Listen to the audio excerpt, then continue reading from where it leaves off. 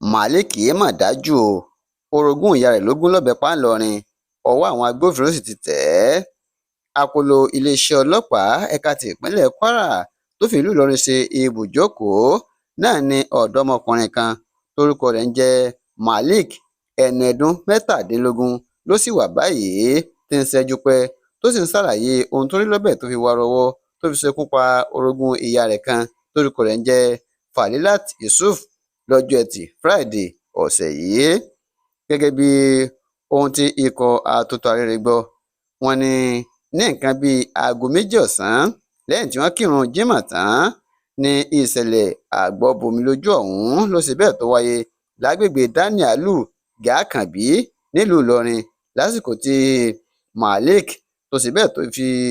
ọ̀bẹ tó fi gun orogún ìyá rẹ̀ tó fi gun kélékèlé tó fi di pé ìyẹn jẹ Ọlọ́run nípè. Ọ̀kan lára ọmọ olóògbé tó fìdí ìṣẹ̀lẹ̀ ọ̀hún múlẹ̀, Teslim, ó sọ pé bóun ṣe ń darí ìrun Jímọ̀ tóun lọ kí bóun ṣe ń darí bọ̀ bẹ́ẹ̀ lòun rí Malik tó ń fọwọ́ níta, bó ṣe rí òun ló fi ẹsẹ̀ fẹ́ tó sì sá lọ,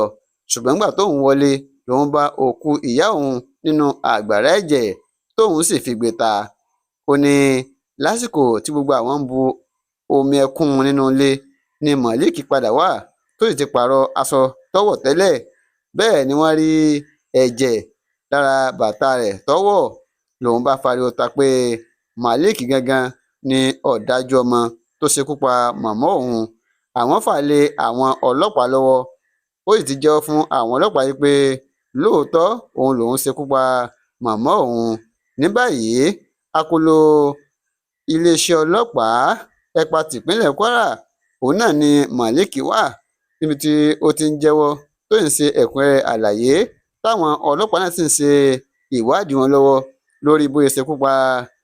màmá Teslim tí a mọ̀ sí Falilat Yusuf. Ẹ ṣeun tẹ́ ń darapọ̀ mọ́ ikọ̀ atótó arére, ojú tẹ́ fi ń wà kò ní fọ́, kò ní di ohun tẹ́ mọ̀ náwó sí, owó tẹ́ fi ra dátà kò ní tán o, àbùdí ń tolókun bẹ́ẹ̀ ni àbùdí ni.